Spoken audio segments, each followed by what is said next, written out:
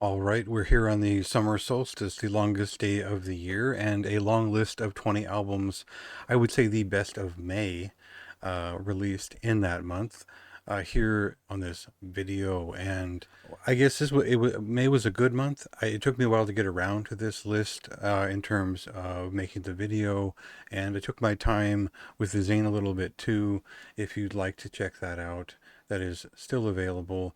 The sixth issue is $5. It features an interview with Moulton. Kind of light this month in terms of the actual content, but I can only get done what I can get done in a month, and I think next month it'll be kind of a rush to get a lot more in for June because there's a lot of bands that are out of town, not answering interviews, and that's just the reality of putting work on people who don't work for you. That's just how it goes. We'll get to the music here. Just a reminder to subscribe to the YouTube and add to those numbers. It helps me out a lot. Not so I don't really care about monetizing it. It's not going to happen anytime soon. There isn't that much of a fan base for anything that I do, but it just helps me know if I'm doing good, if I'm doing bad, and what people want to see. I'll be pretty consistent throughout the year. I like to give every idea a year. There'll be some changes here pretty soon, but not to the top 20 list. People have requested that I start with 20 instead of 1. Not this month. As you can see, number 1, the album of the month, was very clearly, for my own taste, Adversarial Solitude with the Eternal. It's kind of a mix of the brutality of early 2000s brutal death and black death metal around that time, with a little bit of dissonant black metal and a little bit of Angel Corpse and everything they do. And it's a pretty powerful band in terms of putting out short, aggressive records that are effective in every case. So just a solid, great record. I had nothing but praise for it. It's an experience unlike anything else that came out last month, and I think it's something that will stand the test of time on my shelf, as did the last 2 records from the band.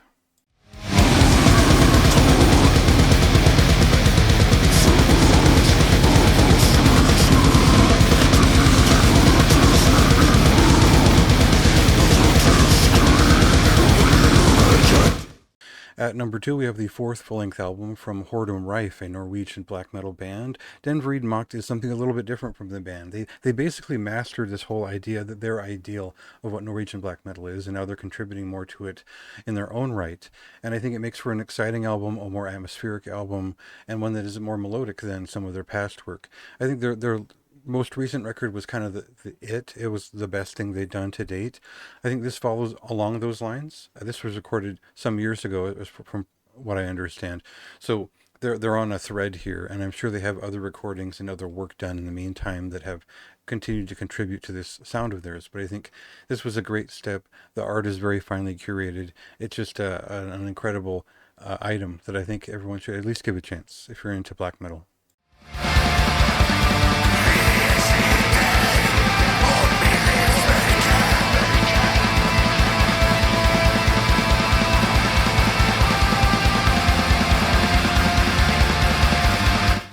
So just a couple years ago, Chilean death metal band Rotten Tomb were at the top of my best of 2022 list. Their debut album was incredible, and I think that this one follows up with the same style but a different atmosphere, a little bit darker, much more of a dark morass. There's definitely just a heavier atmosphere to it in general, and they're chosen to use more organic sounds overall as well. So it's a more realistic record, but also one that's obfuscated by a darker sound and production. So it's a different record, but it's the same band. And I think they've changed a little bit, but you still get the Rotten Tomb experience that I would want. It's a quality record overall. I think I was a little shocked that it was different than the last one, and I just love that record. So this one, it's going to take some more time for me to really get all of my thoughts and I want to give it time to really let it sink in even more before I start making what's going to be on the end of the year list and all that kind of stuff. But I'm a huge fan of this band and everything they do.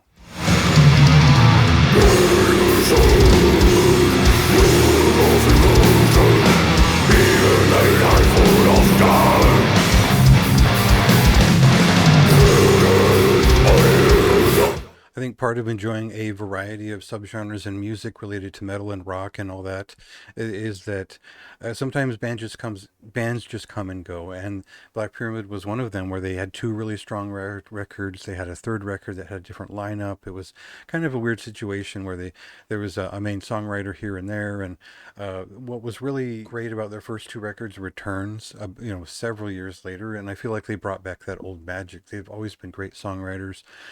Generally, if you're a fan of like High on Fire and where they took stoner doom and sludge metal and kind of fused that into rock music and a little bit of progressive touch in there too, and a little bit of psychedelic doom in there too, this is kind of that, but it's their own version of it. And their earlier work was tuneful in the way that a band like High on Fire was, but maybe they're more of a contemporary of a band like Elder in the long run. And so worth checking out if you're just a fan of that kind of thing. And I think this is an exceptional record just in terms of songwriting. They bring a lot of interesting melody and their own personality into their work.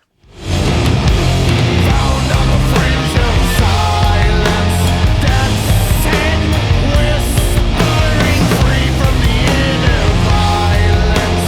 Breath sheds tremble. So I really love the style of death metal that German band Evoked play. It's death thrash metal. It's got a little bit of Pestilence in their work. It's got a little bit of Autopsy 2 in there. And so Immoral Arts is their latest EP. It's all about the riffs, and they just attack it front to back. There's no deep thought to really throw at this work. It's just riff after riff. It's for fans of death and death thrash metal, and they're a fantastic band for that style. I think that the raw production values, it feels like you picked up a vinyl for the first time, and maybe it was mixed pretty rawly on purpose. There's definitely a dark side to it, but it's a grating, aggressive sound, and I think that it feels very just old school. It feels underground. It feels like it came out 20 years ago, as kind of when the waves of revival started to hit in terms of old school death metal. So I appreciated this band, and I think they just get it right with every song. It's pretty rare that any band does that anymore, that doesn't have some kind of modern angle or something like that. So this is just straightforward, honest death metal, and I loved it. People keep disturbing me. Even though I keep the distance, loving trees of light and It's hard to necessarily label what Rope Sect do. It is essentially a gothic rock band in some ways. You could call it a death rock band. You could call them a neo-folk band in some respects if you wanted to.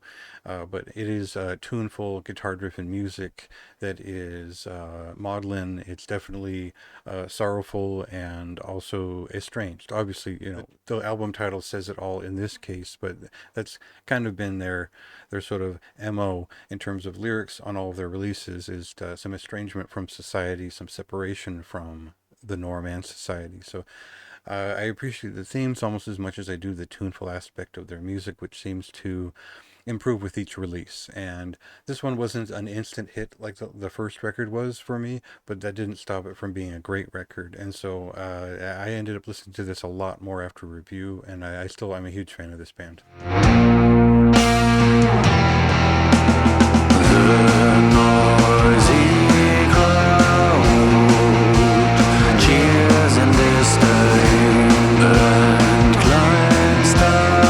Usually when I'm asked to premiere a song or an album, it's because it's something that I would likely enjoy, or it's something kind of in my wheelhouse that I might have written about before.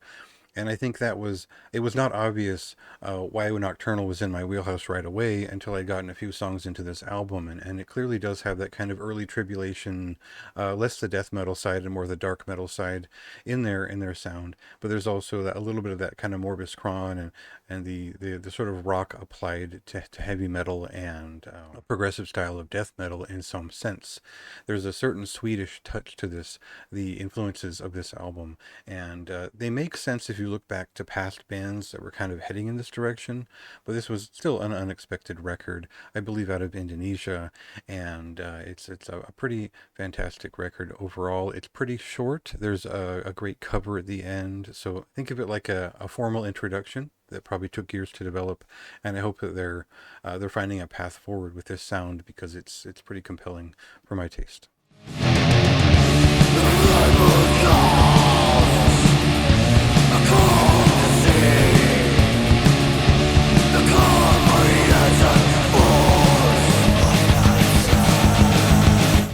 everything kind of lines up on this first EP from Cavern Womb. They had an EP a while ago with Noxus, and it introduced their sound as more of kind of a death doom thing with a couple of progressive death metal influences and kind of the new old school death metal sound. And Stages of Infinity sounds a little bit more like Tomb Mold. There's little, and maybe the stuff with a little bit of progressive touch to it. And that doesn't mean that it's a beautiful type of progressive death metal, but maybe a slightly challenging one that changes modes and shifts its sands often enough that it keeps me entertained. I enjoyed this EP quite a bit. I think it takes them a while to get to the point if there is one on these songs, and so that was my main criticism. But that didn't stop me from enjoying the moment to moment and their general presentation. I think that their taste level is so high in every respect that I can't wait till kind of like I was saying that the songwriting kind of needs to catch up a little bit, but it's still you can tell this band has a ton of potential in what they do next.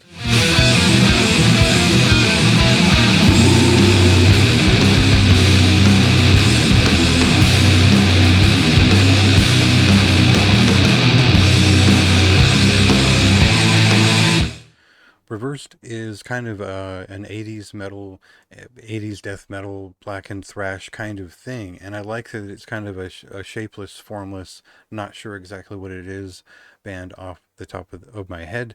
And then sitting with the record, you can see there's a lot of very fine work done in the songwriting. There's a lot of personality driven into those songs, and the lyrics have declarative things to say. They have riffs that are catchy. There's a lot of melody in these songs, despite being kind of brutal and 80s death metal in style. There's a lot of thrash behind what they do as well. But this record kind of adds in a little bit more pure heavy metal, and it adds that tunefulness to their work, and it really makes for a solid full-length debut. I think that this one just takes a while. It's a slow burner, and it just figuring out what's going on. There's kind of a density to it that it should be pretty simple because it's not a riff after riff kind of band, but it took me a while to kind of crack into it, and I think if you give it the time, you'll be similarly rewarded. The deep cold dimension of the deepest earth.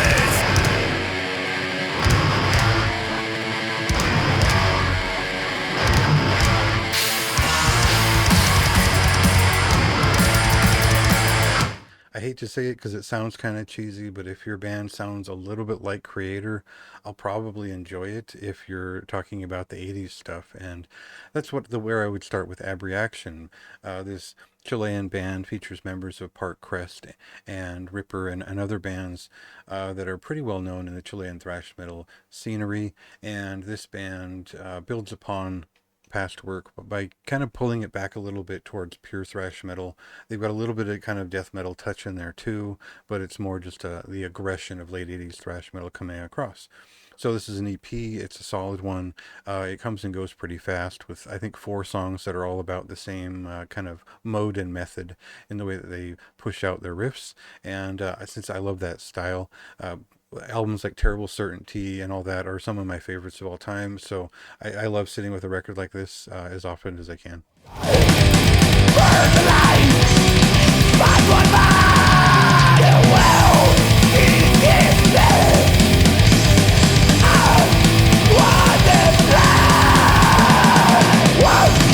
A new record from Nocturnus AD is obviously a lot to take in. They tend towards more of a progressive realm. This band is known for pretty elaborate conceptual albums and just putting a lot of work into everything that they do. And this record is no exception. There's something decidedly modern. There's something that is not reaching for the old school death metal nostalgia on the Universal. And in that way, it feels like they want to refer to the last album, which had it was much more related to the key, and this continues on that process in terms of the storyline. But then they move along to other subjects. I think they'd like to sing more about the occult, and we saw that when After Death was a thing. And now I think Universal is kind of pushing us in that direction to where they're ready to do something other than kind of just branding themselves as old school Nocturnus. And I think there's a path forward in what they're doing. I don't know that it's complex, it's verbose, and I think that I don't know how much it will appeal to people who are looking for replicas of late 80s and early 90s death metal, but you can see that pedigree is in their work, and I think this is a solid record, worth mentioning. Come the face we hear a light you never see. Hitting and storming from the veil, horrific beat from out. I think, like most people, I discovered like Dave Rotten and extreme music through Drowned Productions and a lot of those early death metal albums from Spain, and Volst, of course. But Christ Denied was one of those first records that hit me from Spain that was brutal, and it had this kind of deicide feeling, brutal death metal touch to it. And Christopsy returns, I think, 10 years beyond the last record, and I think that one was like 10 years beyond the first one. So this is pure 90s brutal death metal. It's aggressive, blasphemic, and it uses a lot of different vocal techniques to keep things interesting. I did a short review of this record because I liked it quite a bit, but then I spent more time with it after that because I just love that sound, and I found it was, I think it's worth putting on this list as something that will surprise people, not only because it's enjoyable for how straightforward it is, but for what it does to keep things interesting throughout the full listen. Sure, they achieve most everything they need to in the first three songs, but that doesn't stop the full record from being entertaining and really kind of just brutalizing its way through. So I enjoyed it enough to put it here.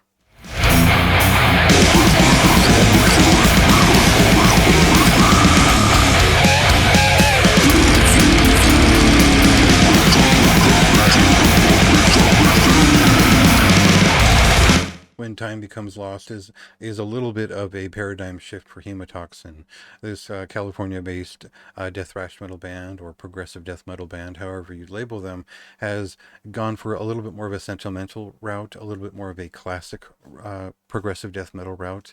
You can always hear a little bit of death in their sound. That's just kind of where a lot of their muscle memory comes from. This is a band that started out in high school, and you can see that they've developed it over the years into something pretty interesting. Now, again, this is a paradigm shift. It's something very different than the last few records. It's a lot more straightforward, a little bit more chill. It's not trying to pack every moment with a technical hit, and that means that it might not appeal to the same person. This might appeal more to the old school fan, someone who's looking for something a little bit more easygoing, something that has more shred in it. So it's a little bit different, and it's a little bit less performative, but maybe it's more connective in the way that it comes across. Either way, I think you'll recognize what this is if you're a fan of more classic stuff like Sadus and whatnot. Weak and prelude to calamity, malediction and description, guided by their evil wisdom chaos. Again, if your band is genuine and you have riffs and you sound like early Creator, I'm probably going to love your album. And that was the case with System Shock. And this record, it has more to say than German thrash metal is great, but the most important thing is that it comes with a lot of riffs. It comes with a little bit of late 80s death metal attitude to it. If you're a fan of like Massacre's first album, but also you're looking for late 80s Creator sounds, again, I think the Desolates really pull it off. And I think that it's just an enjoyable record. It's aggressive, noisome, raw, and classic as it should be. And I think they've really shown great taste in just old classic sounds for this record. It's really well done, and I hope that they follow up with something similar and kind of keep the thread going, because I think this is pretty solid, and I'd like to see more of it.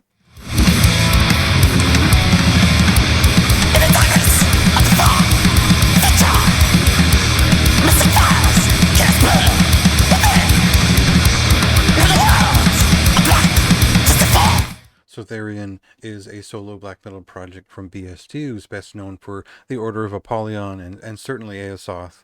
But this is something a little bit more raw, a little bit more rocking, a little bit more direct and unmessed with. You know, a lot of his work in the past has been ambitious and very ornate and themic in some sense. A lot of it has been quite raw, and like early Aeosoth had interesting production values and overarching themes.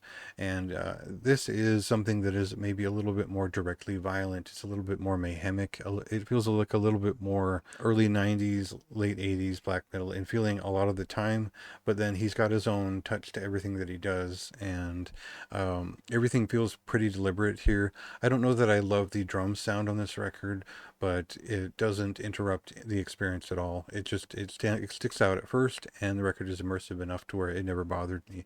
So I thought it was worth putting here. I didn't hear a lot of people talking about it outside of, because it kind of surprise released, and I didn't really never really got around to a review of it. So I wanted to put it here because I did listen to it quite a bit, and I have enjoyed it.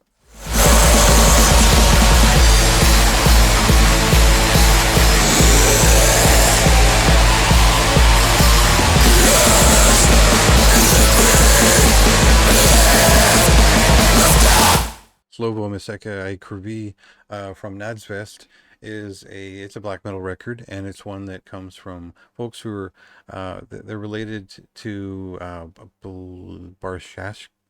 Barshasketh, and the current vocalist of Gorgoroth. How to describe this record? It's a little bit folkish. It's a little bit, it has a little bit of kind of classic Norwegian flair to it. It's got its own identity in terms of where they come from. So it's got definitely kind of a pagan black metal feeling to it, but also a classic riff-driven side to it as well.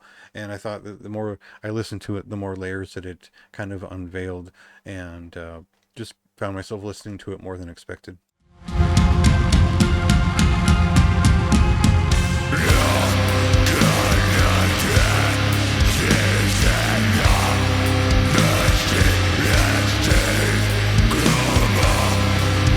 Chthonic Invocations is the latest full-length album from Funeral Storm. This is a Greek black metal band, and I would say very much a Hellenic black metal band in style. They're kind of decisively in that style, and they do quite well to incorporate, the keyboards, melody, plenty of riffs, kind of a heavy metal stride to everything. This record is different from the last one in the sense that it brings in a little bit more speed and aggression. It stays away from these slower songs overall, and it kind of just rips through its innards and goes for it. And so I appreciated there was some life in it.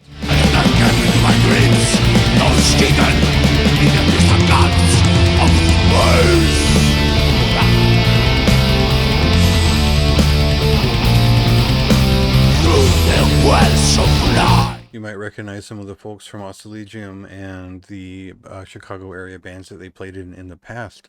The Gods Below is the debut full-length album from this project, and it is one that pays a little bit of tribute to the classic Swedish melodic black death metal sound, but they have their own brutal attack to it. This is a little bit more of a death metal record in some sense, and a little bit more of a early second wave 90s black metal as well.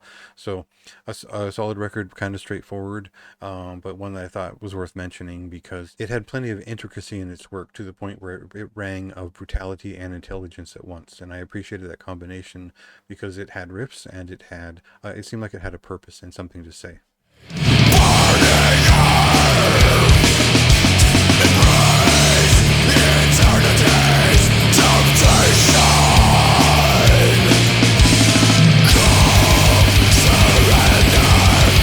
In terms of death metal as entertainment, I think Mortal Wounds, The Anus of the World, is entertaining front to back. It's an interesting sounding record. It's got a unique art style. There's a lot to really dig into here if you're a fan of just records and getting into death metal. I think that it's not the most tuneful record overall, and you're not going to be able to pick one song out from another unless you memorize like what a sample is in here. But I'm enough of a fan of stuff like Skinless and a lot of kind of brutal death that it meets up with kind of a gore grind feeling, that this satisfies a lot of those things without going full brutal death metal and going over the top with it. They have their own identity forming here, and I think that's what made it interesting to me in the long run.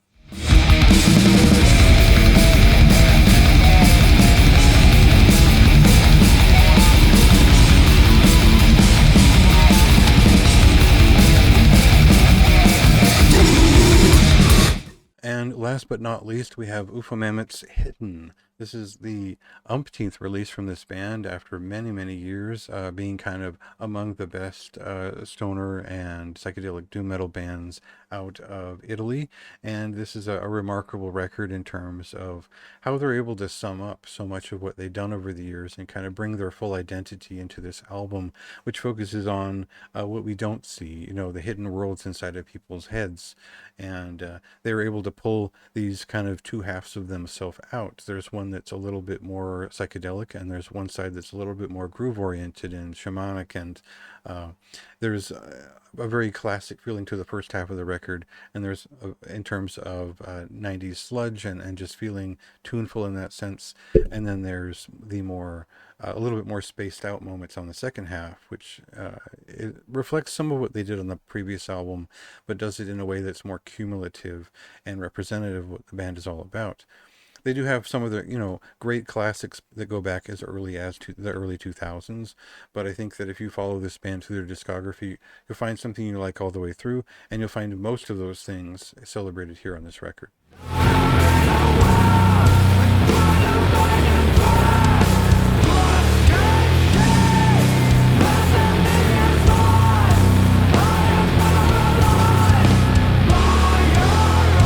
As always, I appreciate if you join the Patreon. That just puts money in my pocket in terms of running the site. It allows me to spend more time away from work and sitting at the computer working on the site. And if you'd like to buy any of the releases from my record label, Spirit Coffin Publishing, we might put out something this year or early next year, but we've got the old stuff available on the Store Envy page. And if you have any trouble with that, I also have stuff up on Discogs. I'll link that at some point, and you can check that out and support me that way. I appreciate that, and on to the next month.